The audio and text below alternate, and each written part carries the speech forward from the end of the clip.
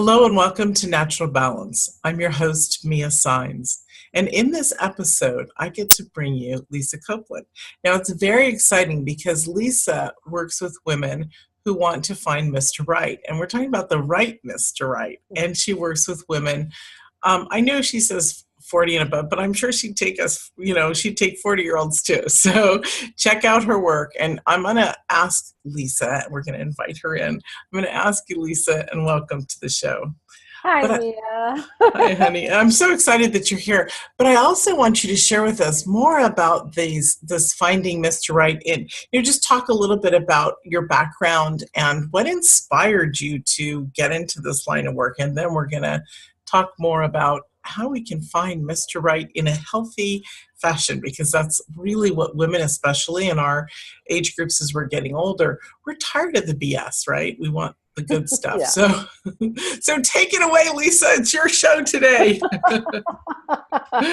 So the way I got into this is I was in a 24-year marriage and it ended in my 40s. I was probably 45 and I took about a year to heal. And I always think, by the way, that is so important to do when a relationship ends, is to take time to heal. Because what you do is you reattract the same person in if you don't, because you got to finish your stuff with them. Right. So that's a big deal. So anyway, I went out there and that was kind of when online dating was first starting. And when you said you went online, it was almost like you did it like this in shame. Yeah. But because it wasn't as mainstream as it is today. But if I hadn't dated online, I wouldn't have met anybody, because most people who are married, which is the friends you usually have had, they hang out with married people. You do not have many single people in their lives. Maybe women do, but most people don't. So they don't have anyone to fix you up with. So I went online and I did not know what I was doing. I remember crying a lot. I remember giving my power away because I would worry so much about whether or not he liked me versus me coming from a place of self-love and empowerment of, do I like him? And so many women let men choose them versus you choosing who you want. And that kind of comes from a place of lack. We think nobody will come around again. That's right. But they always do. So I ended up in a relationship for 2.5 years. And then I took another year to heal. And then I got married again for the wrong reasons. We had tremendous chemistry. And have you ever had tremendous chemistry with anyone? Oh my God. I still think about it today. Sorry, I do. Lordy, I can't get that out of my system, but I know what you mean. Yeah. If you find that you have tremendous chemistry with someone, run the other way as fast as you can, because we were missing a friendship, and you cannot have a relationship without a friendship. And you also the hormones make you mistake lust and love. So you're really in lust when you think you're in love. Yeah. So when I came out of that, I was in my early 50s. And I called my sister because I'd gone looking for a coach, and there was nobody in their 50s. People were in their 20s and 30s. And as women in your 40s and 50s, you're different. Your bodies are different. You're going through menopause. I can remember going on many dates where I was like, oh God. That's funny. Yeah. And I remember this man saying, are you okay? And I'm grabbing you. And I'm like, oh, I'll be fine. But anyway, you have to deal with all kinds of different issues when you're in your 20s and 30s. And there was no one out there. There were no coaches out there because I didn't want to fail again. And I called my sister. I was in tears. And I said, oh my God, I'm destined to fail. There's no coaches out there. I just have no one to help me. And she said to me, Lisa, you are one of the most resourceful people I know. You can figure this out. Just start doing the research. So I did. And I began finding out what really worked for dating 40s, 50s, 60s. And I went out there and I used it. And then I was always getting dates, and my friends are saying, what the heck are you doing? And I knew what I was doing. It really comes from a place of self-love and a place of understanding men. That's really what it comes down to. And understanding men is one of the hardest things for us women, just like it is for them, isn't it? They don't understand us either. They don't, because men are much simpler than we are. And the Mhm. male mind is very different from the female mind. Mhm. We process. We can sit around as a group and we could sit and talk about point A to point F to point Z to point H. And we love it. It's like, because we're releasing the Mhm. same hormone as when we have an orgasm. And that's Yes. what happens when we talk. For men, though, from the caveman days, they had to be very single focused. If Mhm. they sat and talked to the guy next to them, they would have been the food for the animal versus the other way around. So Scary. so they kind of prize words, meaning they hold it to them. So if you ever ask a man his opinion, you better take it, because he's insulted. He figures he used some of Mhm. those words for the day. And actually, when they do that, they want to fix something for you. Men are Mhm. hero oriented and women are community oriented. Mhm. And that's really the difference. But we're not taught that. Mhm. We're totally not taught that. That's so interesting because I got married at 18 and I Yeah. was married for 27 years and Uh-huh. then I was single and then I was like a child. I mean, I was like an adolescent. It was like, woohoo! Yes. I get to play. And I dated a ton. Uh-huh. And I did fall in love a couple times, not with, just with a few guys. And, and then I married again. But it's interesting because there's also different levels of age groups that have male mentality, just like female mentality. So when you're dealing with and when I was 45, 46, 47, I Mhm. was dating some, I tried to cut it off at, 25, but then I got smart and said, no, nobody under 35, which wasn't really the case because I was dating a guy who was 30. So, but you get my drift. The Yes. thing is that we don't understand, because if a man is not evolved or doing his own work and we keep doing our own work, then we're growing past them. And then that's where the fighting begins, because it's so much miscommunication. I Mhm. do want you to talk about, if you don't mind, because as a woman, we want somebody virile and sexy because we're ready to go, right? And guys our age oftentimes are ready to slow down. So we do date younger and end up marrying younger oftentimes. So can you address that situation? What understanding the male mind? It's crazy because say a woman in her 50s is dating somebody even in his late 30s. I mean, it can be a 17-year gap. I'm talking from personal experience here, of course. It can be a 17-year gap. And, for me, it was fine. But when you talked about the chemistry, and I was like, woohoo, that's the chemistry I had. First, we were friends. Then we had chemistry. And then all hell broke loose because I'm a dominant woman and he wanted to be the boss.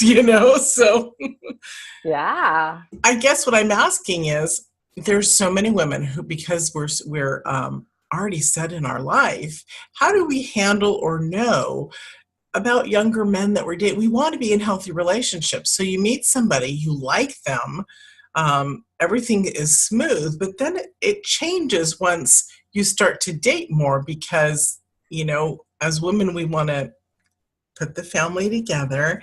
And I think men tend to want to be the one in charge. Now I hear men saying, just not to me, but coaches, you just gotta give them what they want and just be quiet. And most women don't go for that. I mean, I can't live a double life. No. My husband now is very evolved, so if he doesn't always agree with what I'm saying, he'll still be quiet. You know what I mean? He'll let me finish. So can you speak on that? Because that's a very frustrating thing for women. So let's talk first a little bit about the younger guy, okay? Um, the I'm going to smile here. How young is your husband? My husband is 5 years younger, but my whatever was 17. The old So boyfriend. yeah, I would say about 5 years younger to about 10, maximum 10, maybe 5 to 8 years older. Now, the guy in my life is 6 years older than me. And the reason those age differences work, 500 to about 6 to 8 above, is because you're still in the same historic generation. Yes. You can relate to each other. And this is when women say to me a lot of times, men only want younger women. Well, men in the beginning think that's what they want. They go out and they can't relate to them because the history is like this. And you have to have that common history together to sustain a relationship. That's number one. Now back to the alpha male that you're talking about.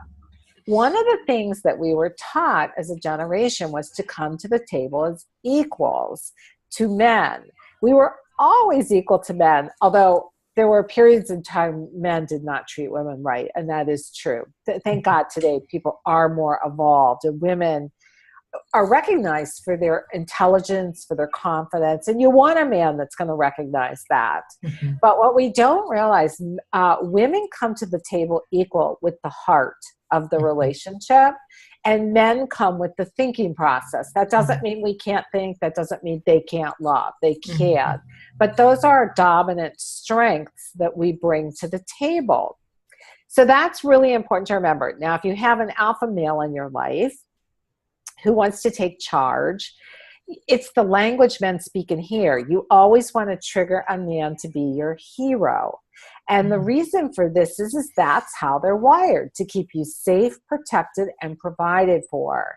If you trigger that response in them to always be there to step up for you, then it's not an issue. And most men, unless most emotionally healthy men, they're not interested in bossing you around. They just don't want to be bossed around. And we as women think we know how to do everything even when we don't. Right. And so we start telling them how to do it, when to do it, where to do it, because we do it better.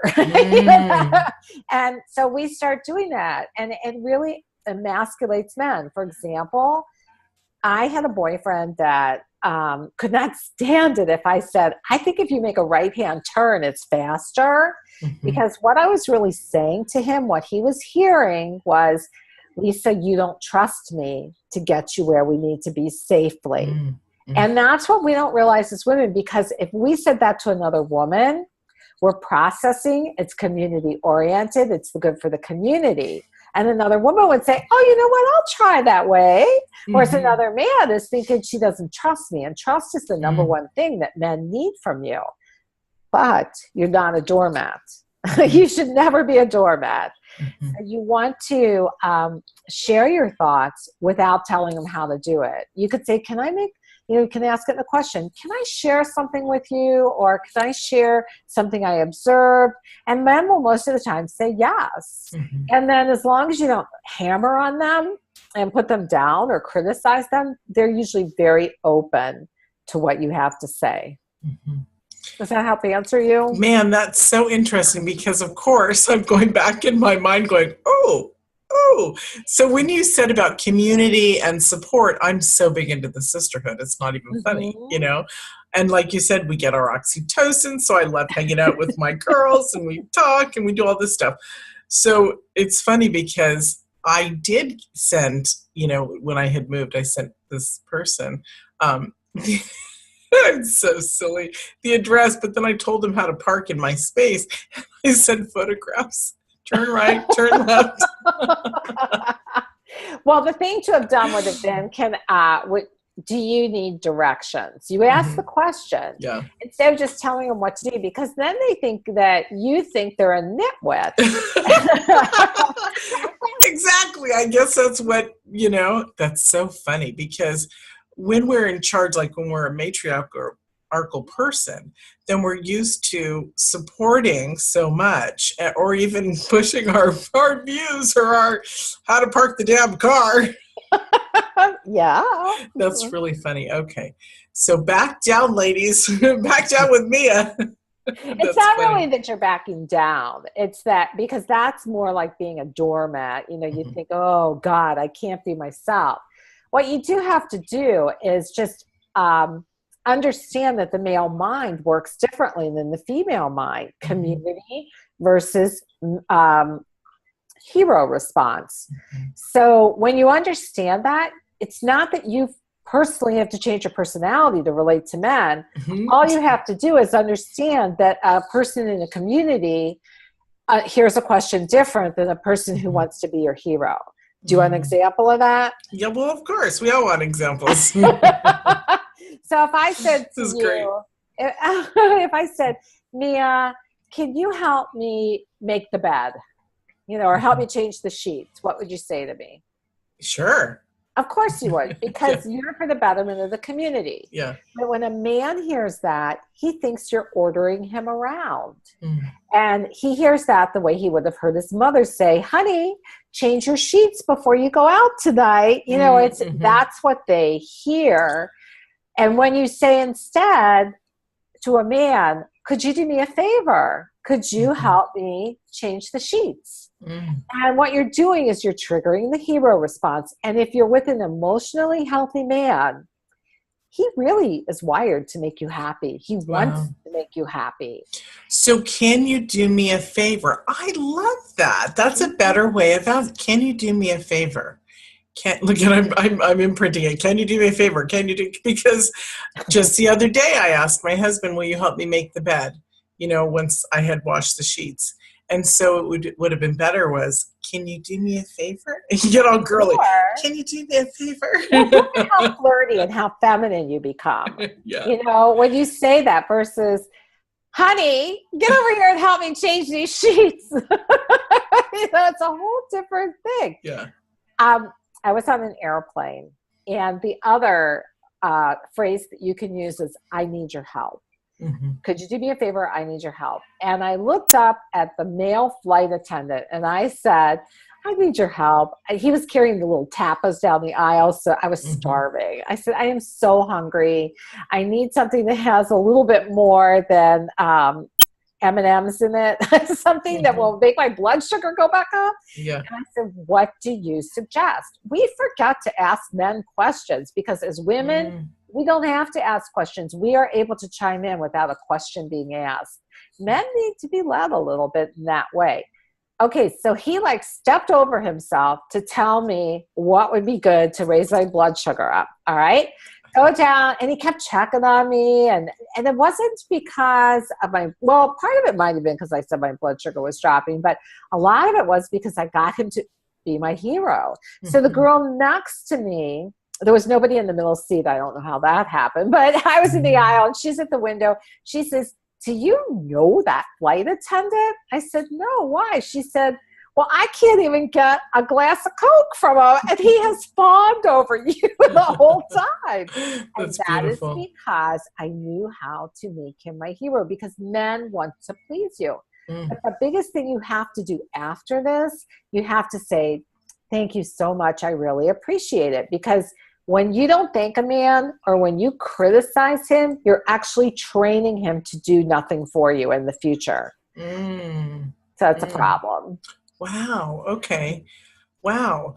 So different men have intellectual or emotionally mature levels, right? Just like women. So for a woman, how would you, whether she's online or whether she is meeting somebody organically in person, they run into them, what are some levels, that we can identify that would be, to see whether somebody is emotionally mature enough? I think that's something you have to find out over time. The sad thing is people go on a date, and before their cup of coffee is done, they've said A or nay, oh, I'll go out again, or no, he's done. And the problem is people on a first date are super awkward. It's awkward. Yeah. And I always tell my clients, give a guy a chance. If he's nice, go out with him 3 or 4 times just to get to know him. And what's happening is most people are identifying the yes or the no based on hormones versus on, is this a good partner for me? Because as intense as those hormones are in the beginning, as we're aging, what we need is support. And we need someone that is going to be there if we catch a cold, or someone that's going to be there if we've had a horrible day. And hormones or chemistry is about sex, and everyone's sex, most people's sex, not the need of sex, but the intensity of sex, changes in the relationship over time. And so chemistry is not the number one factor that you should be looking for. You want to think they're cute. And chemistry, by the way, for women can grow. You might not feel it the first time, but by the fourth date, he could reach across the table, touch your face, and you go, whoa. But it should not be the determining factor. So when it comes to emotionally okay, that's also defined differently between men and women. Because women think, oh, he should be able to communicate with me and share everything with me. Men don't do that. Men, they're not big talkers like that. If you want to process, you want to talk to a friend. If you want a man to fix something for you, in a heartbeat. And when you tell a story, that's what he's looking for. How can I make her okay? And that's what we're never taught. This is really great stuff. So share with us 3 to 5 things that we as women will want to know how to behave or bring in, to be able to play nice with a boy or a man. Well, number one, you just got to remember you're with a man, not a woman, and his mind is different. And remember, like I mentioned, he is wired to be your hero, to fix. That is one way you know if a man is emotionally healthy for you. Okay? If he says to you, instead of saying, I love you, if he says, I'm going to go mow your grass, or I want to fix the light bulb that's out, or I want to fix, I see you have switches that are off, or your car's got something, that's the way a man shows you he loves you. Men are about actions. For men, words are cheap. It's their actions that truly show you how they feel about you. And that's the hero response. That's the, I want to make you happy and I want to fix for you. The second thing about men you want to remember is that men say what they mean. So if a man says to you, I am never marrying again, or I'm not into marrying you, I'll be friends with benefits with you, I guarantee you he's telling you the truth. But women think, if he only loved me enough, or if I can only love him enough, make him love me enough, or I can love him enough, he'll change. Doesn't happen. And then we get mad and we get distraught when the guy goes off and he's with someone else. I guess the third thing you want to remember is that men don't process like we process. They're very simple. We complicate them. And they are very much about making you happy. They will listen to anything you tell them. If you shorten it, like if there's nothing to fix and you want to tell a story about your sister's friends, brothers, aunts, uncle, you just watch his eyes glaze over. I mean, he will just glaze. And you need to say to a man, I just want to share a story with you. You don't have to fix anything. It's okay. Just can I share? And I promise it'll be less than 5 minutes. Now, I've shared some of this with friends I know, and what they'll say to me, oh my God, my husband the other day told me, honey, maybe you want to go tell this to a girlfriend. Another funny thing about men is they're very single focused. So if you interrupt their task, they have a very hard time with that. Or if you ever go up to them, and we test men, we as women test men for their love. And so what we'll do is we'll go up to them, and let's say we're crying, instead of tapping them on the shoulder while they're focused on something and saying, honey, I feel so whatever, we will stand there and cry, and they won't see us because they're single focused. And then we get mad and we think, he doesn't care about me. He doesn't even know you're crying. Right. But if you bring it to his attention, he will help you in a heartbeat if he's emotionally healthy. You know what? It's so crazy because men are so luscious. They are so luscious. But when you talk about them like that, it's like, God, who the hell wants them? Oh my God. You want someone to help you have a better life. You want someone that's going to fix, if you're in trouble, we'll go fix something. I mean, that's what you want. I didn't mean that in a negative way, because I think what your work is fabulous. Thank It you. has totally opened up my eyes in a different direction, and I'm just like, I love this. And then I'm thinking to myself, I've done it all wrong my entire life, you know. I did too. I used to emasculate men like it was my job. I mean, because nobody teaches us this. We were taught to step on men, and by doing that, we stopped getting their cooperation, and they stopped protecting us. And it feels good. I've had many, many alpha female clients who have said to me, I want an alpha male. I am tired of doing it all alone. I don't want to make the decisions totally by myself. And I'd like someone to sometimes take it over for me.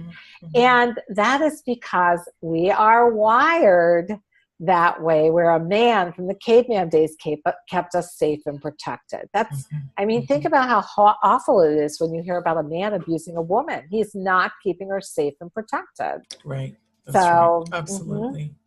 Wow. Okay, so you have a free gift for us. Would you like to share it? Sure. It's the Successful Woman's Guide to Finding Mr. Right. And I give you 10 tips to get you started on this journey, or even if you're in a rut, to get you moving forward on this journey. And, you know, it's a great way to just jumpstart your love life if you're struggling. Nice. Thank you so much. Wow. Is there anything else you'd like to leave the audience with before we say goodbye to them? I would say, first of all, before you love men, really and truly love yourself. Find the place of loving yourself where you are. When you meet a man, he doesn't know what you looked like 20 years ago, when you had like no eye wrinkles, your jowls, when, you know, our jowls weren't like going down a little. He doesn't know any of that. He just either likes you how you are or he doesn't. And that's not a cut against you. It's just the same way we either like a man or we don't. You know, it's the same thing. But it all starts from this piece of self-love and this piece of just embracing who you are. And as we get older, we become more amazing. It's one of the reasons younger men like older women, because we're wiser, we're more settled into who we are. And we are beautiful from the inside out. Younger women, most of them are beautiful on the outside, but they haven't gotten that inner beauty yet. It's all very an outside job. So, and we radiate the inner and the outer, and it's appealing to men. It really is. It's lovely. Lovely. Well, thank you for joining us, Lisa. It was really nice to have you. Thank you, Mia. It was fun being here. Thank you. And thank you all. We'll see you in another episode of Natural Balance.